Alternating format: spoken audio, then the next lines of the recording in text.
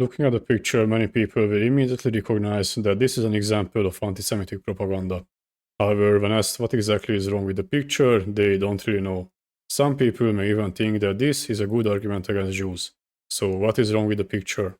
The very first sentence is an example of argumentum ad populum, also known by these names. In short, this fallacy states that since a lot of people, or the majority, believes in something, that belief is correct. It is easy to demonstrate why this is a fallacy. You just have to ask people what is the unit of weight, and the majority will answer with kilogram, while the minority with pounds, and just an insignificant amount will answer correctly with Newton. Relying on the majority can get you a wrong answer, therefore, this form of argumentation is not sound. Here, appealing to the big number of countries that expel Jews, the meme tries to convey a message that these expulsions were justified, and implies that these expulsions were the results of negative attributes of the Jews that were expelled. The next sentence does three things. 1. It conveys a negative attribute as an attribute of Jews, namely, not taking responsibilities for someone's own action, but blaming others instead. 2. It further reinforces the first sentence and the fault of Jews for the expulsions.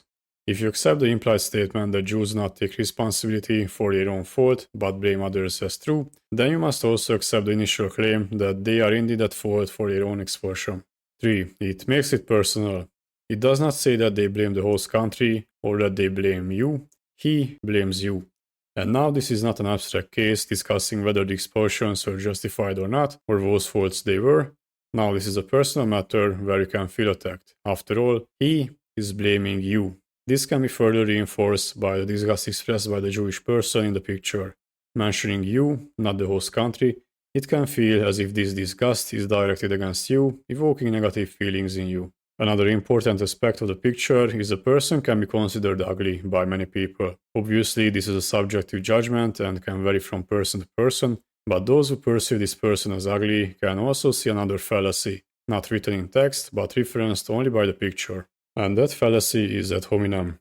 Since the topic is presented not as a general discussion whether or not the expulsions throughout history were justified or not, but as a statement made by him, the creator of the meme can imply that since he is ugly, his argument, his blame against you, an implicit claim that the expulsions were unjust, is invalid. The entirety of the meme accomplishes another thing. The picture of a single person, the action done by a single person, and an event happened to a single person. Of course, he did not get kicked out of 109 countries. Various groups of people who all had the common attribute of being Jewish were kicked out of 109 countries. Allegedly.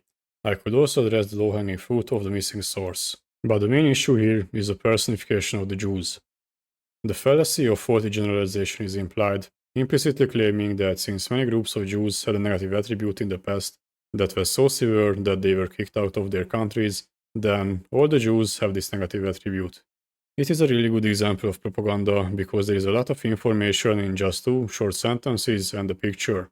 And I hope you now understand how does it work. You should also check out my previous video about Twitter propaganda regarding free speech. Thank you for watching. If you enjoyed the video and learned something, please like, comment and subscribe. It helps greatly.